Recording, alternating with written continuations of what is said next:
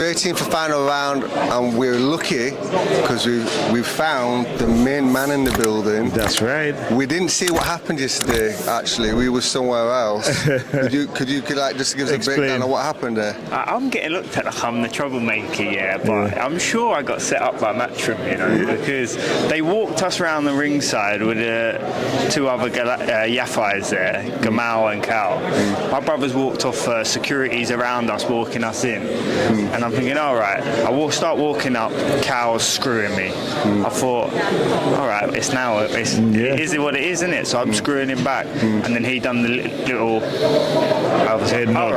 All right, yeah, that's how it is. All right, yeah. Then I walk past and I see Gamal, and he's standing there, jaw going. I'm thinking, just stopped in front of him, looked at him. I was like, what? And then he took a step to me, pushed his face away. Just stupidness.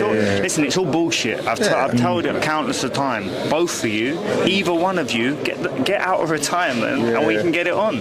Stop offering me for fucking straighteners in the car park like a muppet. I'm a professional boxer. I get paid to fight. Right. Do you know what I mean? And not only that, I could go and have a straighten with him in the car park, but I lose my license. I lose my livelihood.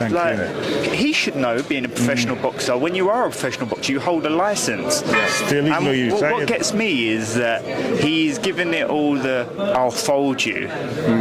Okay, you'll fold me with your fists, right? That's what you're talking about. Or you're talking about out on the street with a weapon, because you clearly can't stand up and fight me with your hands, because you won't get in the ring with me and fight me. Come out of retirement and we'll get it on, and we'll have a show. Do you know what I mean? But stupidness like that's stuff you do when you're a child. 30-year-old man, grow the fuck up. Thank you very much. Trust me. Well, at least you got sorted anyway. It's all sorted, and it's built for a good week. It's built a good fight. Sonny has been very chilled this week. He likes Galal. He's made it pretty clear they're friends. You know what I mean? So there's no disrespect on them. Do you know what I mean? But there was always going to be a back and forth between me and Cal and Gamal. But it is what it is, man. I walk past them, one man on my own. There's two of them. Fuck it. Do you know what I mean? If it's go time, it's go time. It's only going to get split up, innit? That's it, man. Look, in life, right, you can either move away from a problem, all right, or get out of trouble, or you can move towards a problem and diffuse the situation one way or whatever. Well, it depends on the person. When you're a fighter, that's what we're not programmed normal, right? No. We're not like the general public. We ain't wired right, are we? No. You can't be. What would you do in this situation? What would you have done? Now? No, I mean like back in the days when I mean back in the days when you were fighting mode. Yeah, fight.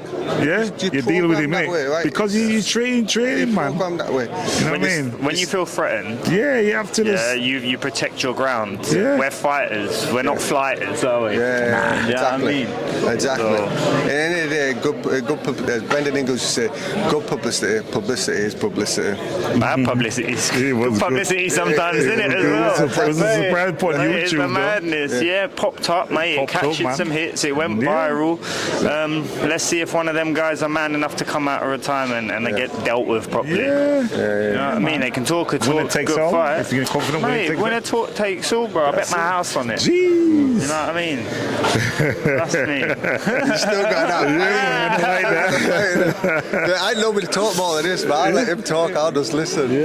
Listen, you speak really well. We love talking to Sonny as well. Every time we speak, the one good thing I like about speaking to the Edwards, they help you in these interviews, man. They do. Some people get talking, they don't say much. Listen, we're just grateful, We're grateful that you guys come out and you give us your time and you give us your hits and you put your time and energy to promoting us, because without you guys, we're nobody. Do you know what I mean? We fight, but if the media weren't so the way it is right now on the social channels, on YouTube, collecting views, we're more known than we've ever been. We've made it into undisputed the boxing game because of all this. So we're grateful and always grateful. I played you a couple times.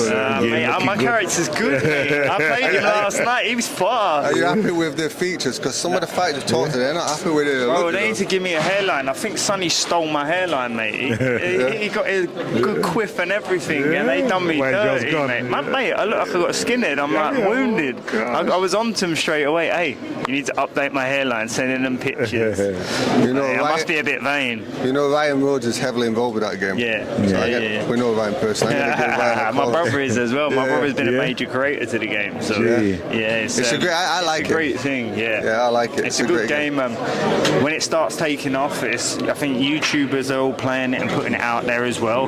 And it's good, mate. It's like we dreamed of that when we were kids. You know, we used to play Fight Night back in the day. I remember that. We used to create our own characters. Man. Yeah, man. We used to create our own characters and that, and sit on it and leave them breathe on it. Be like, one day we'll be on this game, and dreams do come true. Good. And that's what you work hard, and anything can come possible. 100%. You definitely, you know, one thing about these guys here, they're not just hard-working, what you see in the ring. Businessmen. They're looking after other fighters, they're talking to other fighters, they're mentoring other fighters.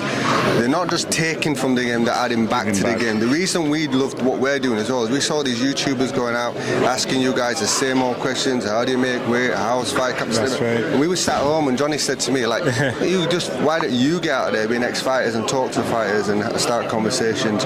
We don't script out, we don't plan out, we understand how you guys feel. Understand what I mean? You've been there, you've done it yourself. So when you bounce off energy, and we all understand, that's the main thing. You understand what it's like to do everything that I do, what you have done. So we hit the same level of frequency, and conversations bounce off, and that's why you get the good stuff. Man, this ain't gonna be the last time we speak. In fact, we were invited to do a podcast. Johnny Nelson joined our podcast. 100%. Johnny's a good guy to me. He give me. I need to give him a shout out. Big up Johnny, because Johnny gave me a lot of time when I went through my little bit of mental health episode after I won the world title. He come and met me for a coffee, and he sat down and spoke to me on a level and give me words of advice, which hit me hard, and it actually helped me through that dark time. So big up Johnny Nelson. I'm with Johnny tomorrow for 6 hours. I'm going to show him this. Yeah, man. When he get you on a podcast. He knows it though. I've said my thanks, but it's about time to lighten that up. So thank you, Johnny. When I win that next world title, you're one of the guys who helped me get through them dark times, man. God willing. Respect. We're going to do a full podcast episode with you. If I ain't a final round, hit the button, man. Subscribe down here or up there.